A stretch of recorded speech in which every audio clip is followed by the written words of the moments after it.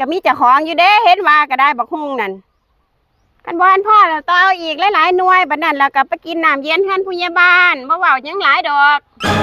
โอ้สวนใหญ่บึงนี่มีฮอดมักพริก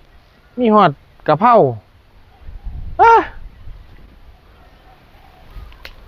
พอดีละหลักบักฮุงแล้วกันนะแล้วก็มาเอาพริกสิแพงนี่บ่ดำหน่วยนี่จังหน่วยเบิ่งกันนะคือถึงมีเจ้าของบักฮุงสุก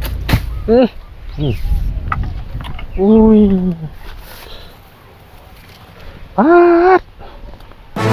โอ้โหปาดโท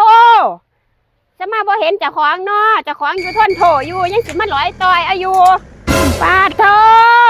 พ่อหรือยังคันบ่ทันพ่อต่อยเอาอีกโอ้ยเนี่ยเดียวนึงก็สิแพงอยู่บ่บ้านพ่อก็ต่อยอีกนี่ล่ะโอ้ยหน่วยเดียวนึงย่าเอ้ยมันก็มีเจ้าของอยู่เด้เห็นว่าก็ได้บักฮุ่งนั่นคันบ่ทันพ่อแล้วต่อยเอาอีกหลายๆหน่วยบัดนั้นแล้วก็ไปกินน้ำเย็นเฮือนผู้ใหญ่บ้านบ่เว้าหยังหลายดอกโอ้ยคือว่าจังซ่านหน่วยเดียวเองหน่วยเดียวนึงหน่วยเดียวก็สร้างกับบักฮุ่งนี่ควรปลูกไว้ไม่ได้เกิดเองไม่ได้ปลูกเองคือหมอยก็ให้บ่ได้บ่หน่วยเดียวนึงให้บ่ทันได้ดอกตอนนี้นั่นมันบ่ได้ขอต้อยแล้วจังสิมาขอน้ำก้นจังได